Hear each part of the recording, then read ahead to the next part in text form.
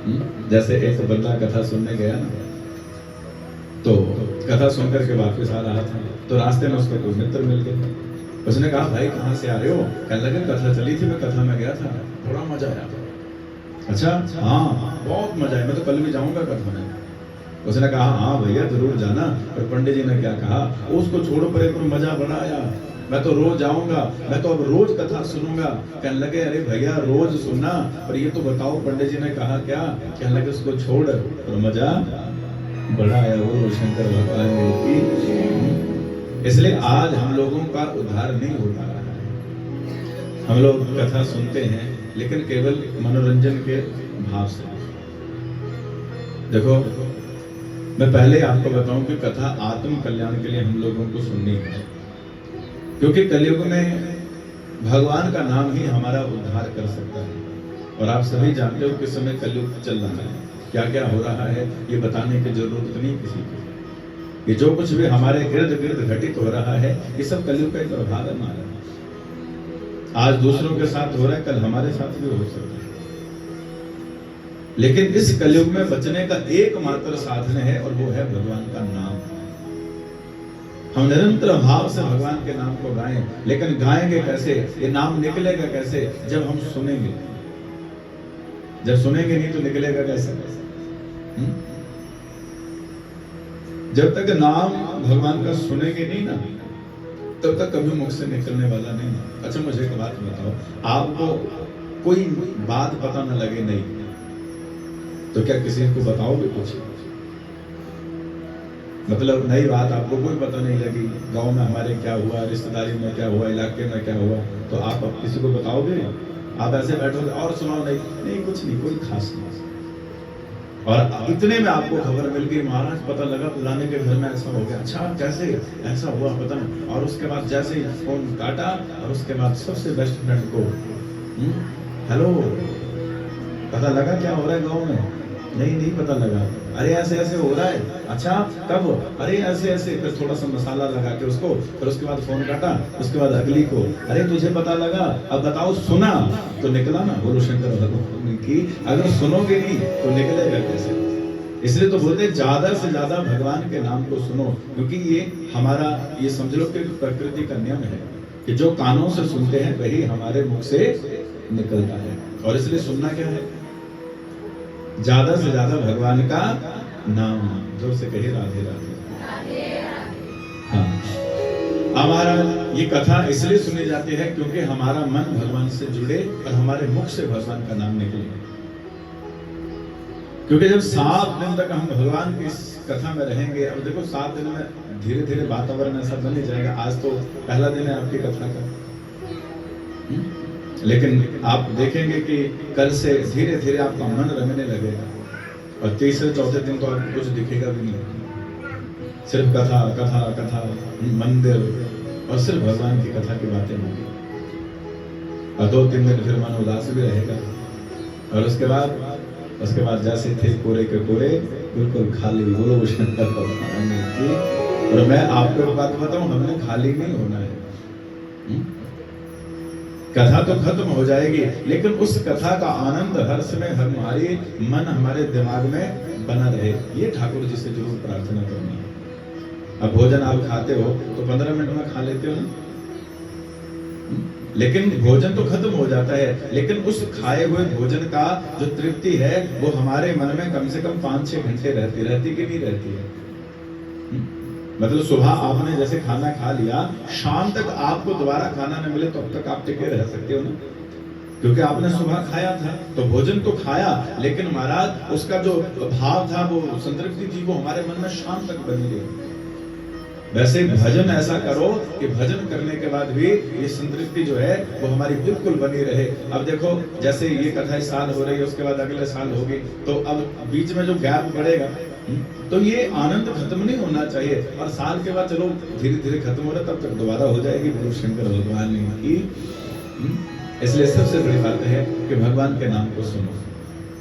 और मैं आपको एक बात बताऊं, कलयुग में सबसे ज्यादा क्या बढ़ रहा है?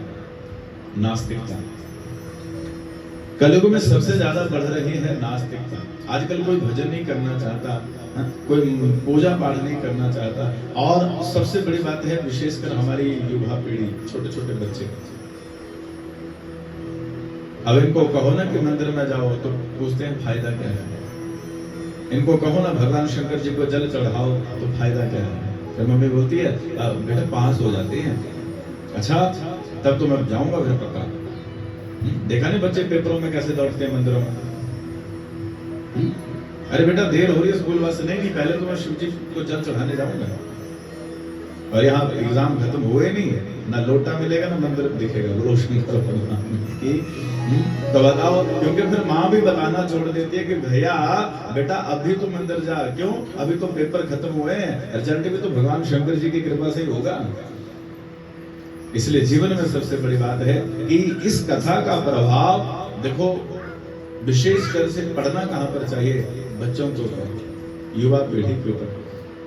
हम तो महाराज अब देखो बुजुर्ग हैं, पक्के घड़े हैं, निकल गया टाइम, लेकिन हम सोचते हैं कि भजन करेंगे तो बुढ़े होंगे तो करेंगे। बहुत सारे ऐसे हैं, किसी को कहो ना चलो कथा में, सारा टाइम थोड़ी ना अम्मा ले जाओ शंकर भगवान की। और पता कितने विश्वास से बोलते हैं, जैसे मानो को गारंटी कार्ड घर पे रखा हो कि अम्मा की वैलिडिटी खत्म हो रही है, अम्मा को ले जाओ, हमारी वैलिडिटी तो माना जब 80 साल की है, देखो गारंटी का है, किसी के पास तो गारंटी कार्ड।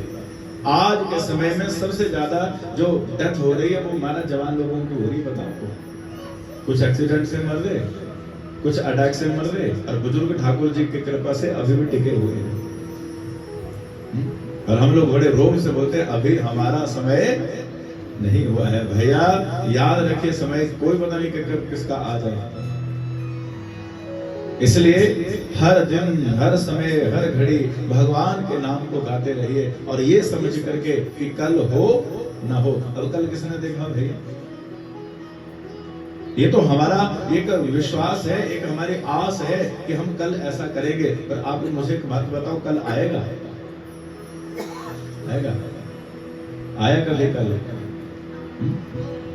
ये कल कभी आता ही नहीं जीवन में हमारा। इसलिए तो कबीरदास जी ने क्या कहा, काल करे सो आज कर, आज करे सो अब, पल में प्रलय होएगी, फिर बहुरी करेगा कब। काल करे सो आज कर, आज करे सो अब, पल में प्रलय होएगी, फिर बहुरी करेगा कब। लेकिन हम लोगों ने क्या बना लिया, आज करे सो काल कर, काल करे सो परसों, इतनी भी जल्दी क्या है, अभी तो जीना है बरसों। तो मुझे एक बात बताओ, क्या लगता है कि हम रहेंगे? भैया हर दिन को आखिरी दिन समझ करके चलिए। इसलिए हर दिन ठाकुर जी की भक्ति, ठाकुर जी का नाम हमारे जीवन से निकलते रहना चाहिए। आप कथा में बैठे हो, कई कलश यात्रा में आए और फिर नहीं आए, कल चलेंगे। ऐसा है ना? आप होंगे बीच में आपके कि सारे आगे जितने थे कलश यात्रा में। देखो अपने चेक करो अपने आस पड़ोस में, मुझे क्या पता कौन था कौन नहीं था। मैंने तो तुक्का मारा, बोली की, पर मुझे ऐसा लगता है कि ऐसा हुआ है। जो कलश यात्रा में आए भैया कोई बात नहीं, अब कलश यात्रा हो गई, अब कल चलेंगे। पर जरा सोचिए, कल कथा में आने लगे और इतने में जैसे ताला लगाते लगाते कोई मेहमान आ जाए, फिर गई कथा। परसों कोई ऐसा जरूरी काम पड़ जाए, महाराज रिश्तेदारी में जाना पड़े, फिर गई कथा। इसलिए मत सोचिए कि कल चलेंगे। तो बहुत सारे लोग, कई जगह पर कथाओं में जाता हूँ ना, तो पता क्या बोलते हैं, पंडित जी 2-3 दिन तो लोग नहीं आते। वहां क्यों नहीं आते? लोग ना चौथे 5वें दिन ही चलते हैं। अब बताओ ये कौन सी इसमें लिखा है कि चौथे 5वें रोज ही चलना है? पर आज हम लोगों की धारणा ऐसी हो चुकी है। महाराज जैसे रामलीला देखते थे ना लोग पहले, रामलीला देखी होगी आपने, तो पता क्या बोलते थे, हम ना चौथे दिन जाएंगे, क्यों? जब सीता का विवाह होगा। फिर आज हम 6ठे दिन जाएंगे, कब? जब सीता अपहरण होगा। और फिर हनुमान जिस दिन छलांग लगाएगा ना, उस दिन जाएंगे। आज लोगों ने कथा कब यही बना लिया है, हम ना चौथे दिन जाएंगे, क्यों? कृष्ण जन्मोत्सव होगा। फिर 6ठे दिन जाएंगे, रुक्मण मंगल होगा। बस रौनक मेला देखने के लिए जाएंगे। भैया आपको बात बताऊं, 3 दिन जो कथा के होते हैं ना, जो पहले 3 दिन होते हैं, जैसे आज, कल और परसों, ये सबसे विशेष दिन होते हैं, क्योंकि इन 3 दिनों में कथा जो है वो ज्ञान से भरी होती है। और फिर जब ठाकुर जी आ जाते हैं ना, तो कथा प्रेम से भर जाती है। बोलो शंकर भगवान की। तो फिर तो कथा प्रेम से भर जाती है, लेकिन ये 3 दिन कथा ज्ञान से भरी होती है। हमें क्या करना है, ये समाज कैसा है, ये संसार कैसा है, हमें इस संसार में अपनी महत्वता कैसे रखनी है, ये सब पता लगता है पहले 3 दिन में। और आज का दिन तो सबसे खास, पहला दिन कभी मैं ये छोड़िए, क्योंकि पहले दिन की कथा जो है वो हम लोगों को ये बताती है कि भागवत क्यों सुननी चाहिए और भागवत को सुनने से कौन से फल की प्राप्ति होती है। भागवत सुनने से कौन से फल की प्राप्ति होती है, ये पहले दिन की कथा हम लोगों को बताती है। तो आइए आज की कथा को शुरू करें। पर मेरी एक बात है कि कथा में निद्रा देवी का बड़ा प्रभाव होता है, नींद बहुत आती है, इसलिए सोना नहीं किसी ने। ध्यान रखिएगा, बिल्कुल सावधान होकर के बैठना है। आस पड़ोसियों का भी ध्यान रखें, अगर कोई सोए तो फोन ही मार करके उठा दिया करें कि भैया जागते रहो, क्योंकि नींद बहुत आती है कथा में। आपको पता निद्रा देवी क्यों आती है? क्योंकि निद्रा देवी जो है वो कुंभकर्ण की बहन है। कुंभकर्ण जानते हो? कुंभकर्ण की पत्नी निद्रा देवी। रावण ने जब, जैसे भगवान राम जी ने कुंभकर्ण का वध कर दिया, तो महाराज उसी समय जब कुंभकर्ण का वध हो गया तो निद्रा देवी बड़ी रोने लगी। बाकी तो सारे हंस रहे थे, इतना बड़ा राक्षस मरा। राम जी कहने लगे, क्यों री तू क्यों रो रही है? इतना बड़ा राक्षस मरा, तुझे तो खुश होना चाहिए। कहने लगे, क्यों खुश हूं प्रभु? आपने कुंभकर्ण का वध करके मेरा स्थान ही छीन लिया। क्यों? 6 महीने रहते थे इसके पास, अब कहां जाऊंगी मैं? भगवान ने कहा, टेंशन मत कर, आज के बाद जहां जहां मेरी कथा होगी वहां वहां तो चली जानी। तो निद्रा देवी पता क्या बोली? प्रभु बड़े भोले हो आप। कैसे? अरे जहां आपकी कथा होगी वहां मैं चली जाऊंगी, तो मुझे एक बात बताओ, आपकी कथा सुनेगा कौन? भगवान कहने लगे, इसकी चिंता तू छोड़, क्योंकि तेरा प्रभाव उसी के ऊपर पड़ेगा जिसका मन मेरी कथा में नहीं होगा। बोलो बांके बिहारी लाल की। बस ये समझ लीजिए कि सावधानी हटी और दुर्घटना घटी। पार्वती मैया भी सो गई थी ना कथा सुनते सुनते, पर प्रभाव है कथा में। कथा में नींद बहुत बढ़िया आती है। कई बार मैं आपको बताऊं सच, अपने दिल की बात सुनाते सुनाते मेरा भी मन करता है कि सो जाऊं, मतलब इतना कई बार प्रभाव पड़ जाता है। ये कथा का प्रभाव ही ऐसा होता है। मैं तो कई जगह कथा में भी बोलता हूँ, कई लोग बड़े परेशान रहते, रात को नींद नहीं आती, दवाइयां खा रहे फिर भी नींद नहीं आ रही।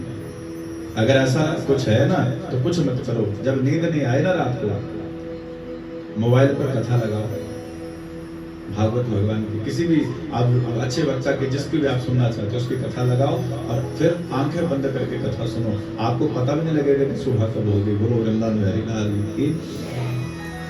जैसे एक जगह कथा चल रही थी, तो महाराज सारे लोग कथा सुन रहे थे और एक अम्मा बेचारी आती और देखती कि पंखे की हवा ठीक है, पीठ लगाने को जगह है, और वहीं बैठती।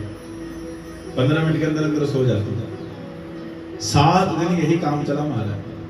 आती और दूर सो जाती और पंडित जी की नजर पड़ती, फिर पंडित जी सोचते होगी बेचारी कोई काम की मारी, वो भी कुछ नहीं बोलते। 7 दिन की कथा हो गई, सारे लोग आकर के मत्था टेक रहे और उसी समय वो अम्मा भी आकर के मत्था टेकने लगी। व्यासपीठ पर जब शुक्ल मिल रहा था तो सारे लोग कह रहे थे बहुत अच्छा लगा, बड़ी अच्छी कथा हुई।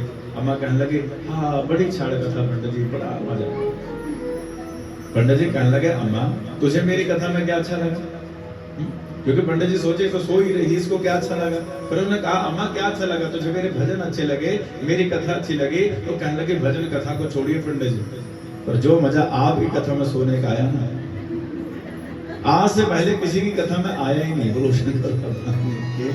अब बेचारे पंडित जी बनी मैंने सोचे कि चलो अम्मा तेरी बड़ी मेहरबानी, कहीं ना कहीं तो पास कर दिया।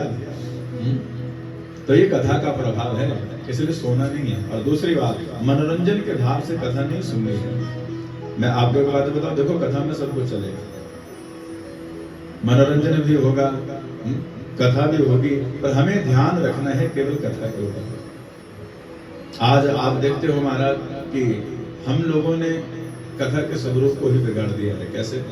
गलती सुनने वाले की नहीं, गलती हमारी है।